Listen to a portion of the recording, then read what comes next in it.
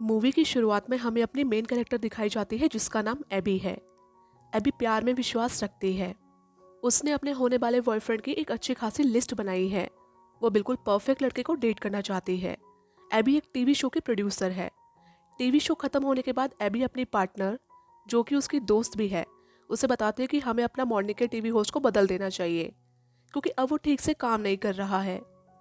वो इसके लिए अपने बॉस, जो चैनल का ऑनर है, उससे बात करती है तो वो भी मान जाता है। फिर शाम को वो डेट पर जाती है और लड़के को बताती है कि मैं तुम्हारी सारी इन्फॉर्मेशन पहले से ही निकाल चुकी हूँ। ये सुनकर वो लड़का चौंक जाता है।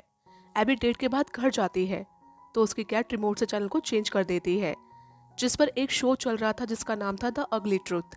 उसका होस्ट होता है माइक। माइक की प्यार के बारे में एक अलग ही थ्योरी है। वो प्यार में बिलीव नहीं करता। उसका मानना है कि लड़कों का लड़कियों में कोई इंटरेस्ट नहीं होता, उन्हें सिर्फ उनसे कुछ ना कुछ चाहिए होता है, इसलिए वो झूठा प्यार दिखाते हैं। और वहीं दूसरी ओर लड़कियां भी लड़कों के पीछे सिर्फ उनके लुक्स और पैसे के लिए ही भागती हैं। लड़कियों में भी प्यार जैसी कोई फीलिंग्स नहीं होती, वो भी बस दिखावा करते हैं। इनफैक्ट प्यार जैसी कोई चीज़ इस दुनिया में है ही नहीं। मर्द और औरतें दोनों ही मतलबी होते हैं, दोनों को एक दूसरे से कुछ ना कुछ चाहिए होता है, इसलिए वो रिलेशनशिप में आते हैं। पर दोनों में से कोई भी रिलेशनशिप को ठीक से निभाता नहीं है। इस दुनिया में कोई भी ऐसा कपल नहीं है जो कि खुश हो, सब एक दूसरे से परेशान हैं। जब एबी ये सब सुनती है तो वो तुरंत उस टीवी शो में कॉल करती है। दरअसल ये टीवी शो लाइव कास्ट होता है, इसमें कोई भी व्यूअर कॉल कर सकता है। तो एबी भी अपनी बात माइक के सामने रखती है। एबी उससे कहती है कि तुमने शायद कभी किसी से प्यार किया ही नहीं है, तभी तुम ऐसी बातें कर रहे हो।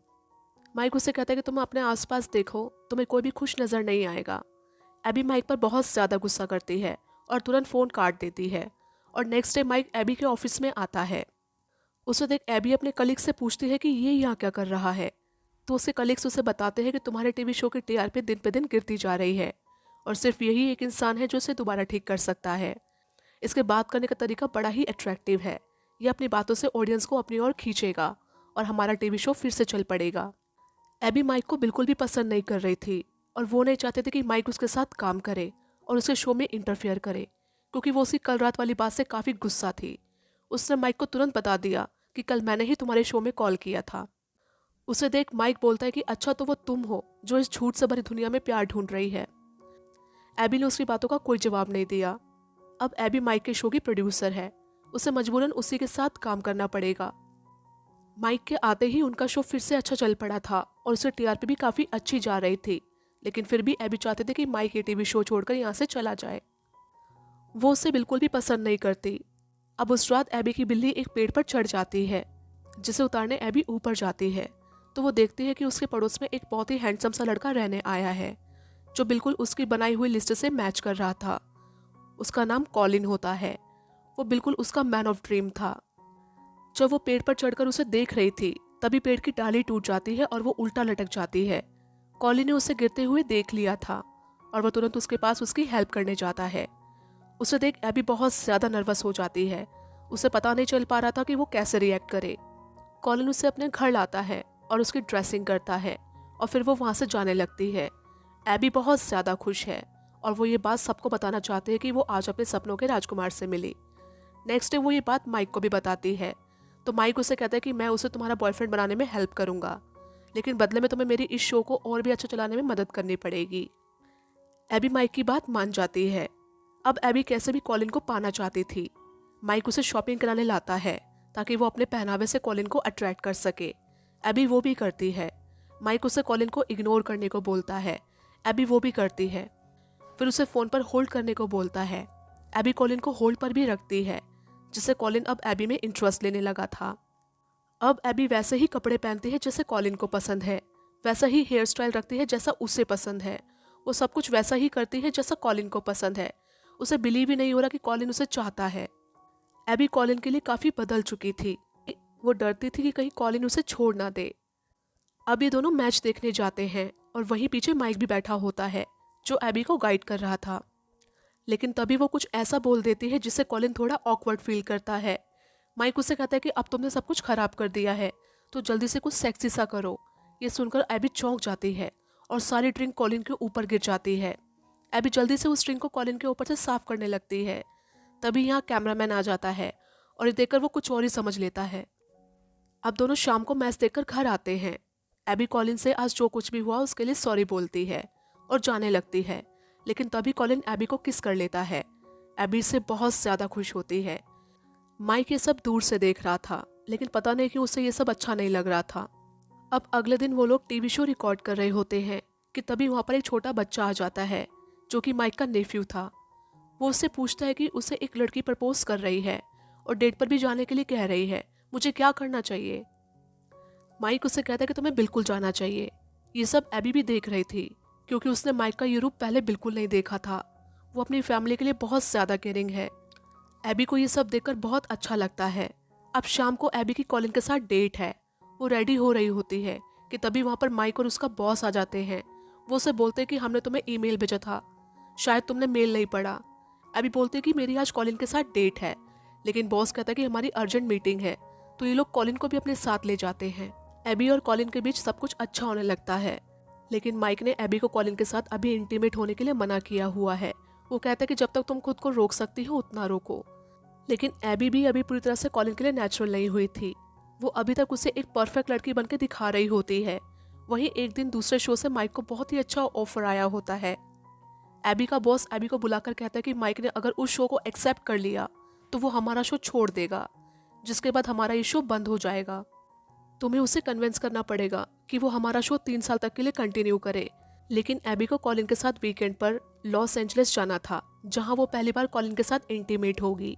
लेकिन बॉस के कहने पर उसे अपना प्लान कैंसिल करना पड़ता है और वो माइक के साथ एक टॉक शो में जाती है, जहां माइक को शायद न्यू शो का ऑफर मिल सकता है। वो दोनों टॉक शो को अटेंड करने जा रहे होते हैं। तभी माइक उसे कहता है कि तुम अभी कॉलिन के साथ नेचुरल नहीं हो, जैसा मैंने तुम्हें बताया तुम अभी भी वैसा ही प्रिटेंड कर रही हो। तभी वो तुम्हें पसंद करता है। अगर वो तुम्हारे असली नेचर के साथ मिलेगा तो शायद वो तुम्हें कभी डेट भी ना करे।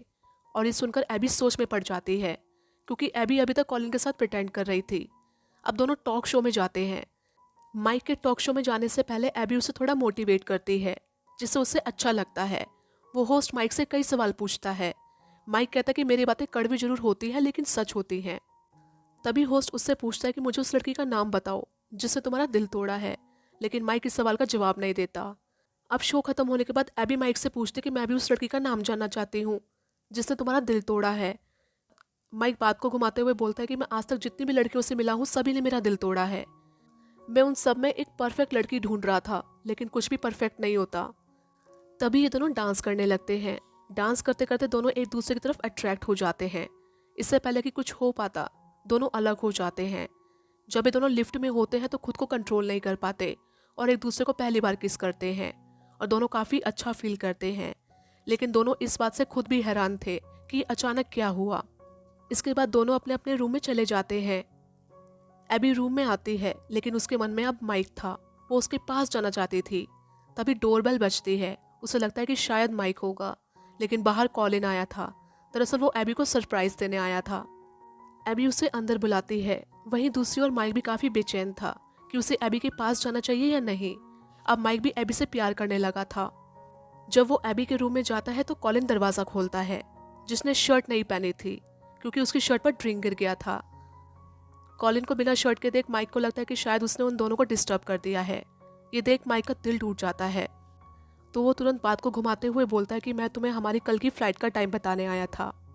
ये बोलकर माइक वहाँ से जाने लगता है। तभी अभी उसके पीछे आती है। वो उससे बोलती है कि क्या मुझे कॉलिन को मना कर देना चाहिए।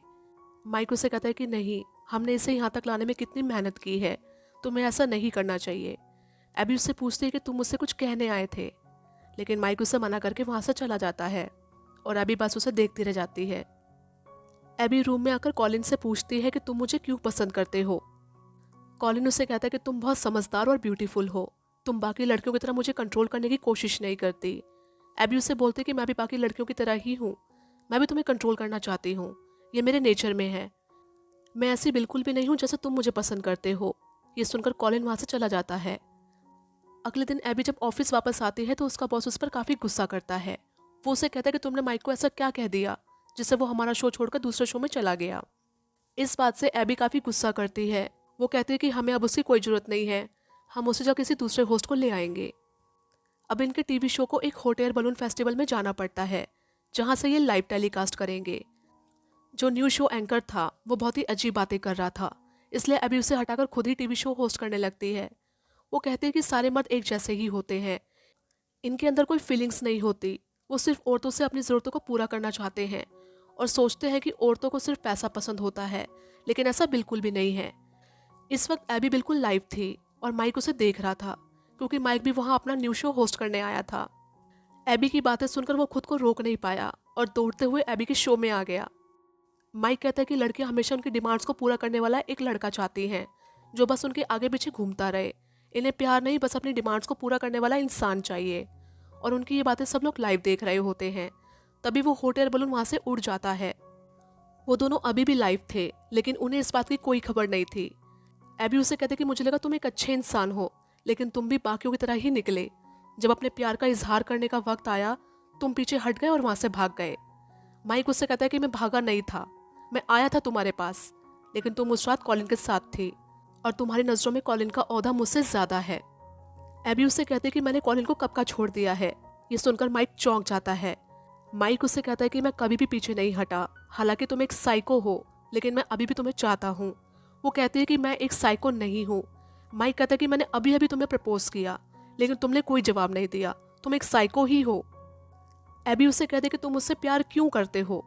माइक कहता है कि मुझे नहीं पता, हम दोनों एक दूसरे से काफ़ी अलग हैं, फिर भी मैं तुम्हें पसंद करता हूँ। ये दोनों अभी भी एक दूसरे से लड़ झगड़ रहे थे।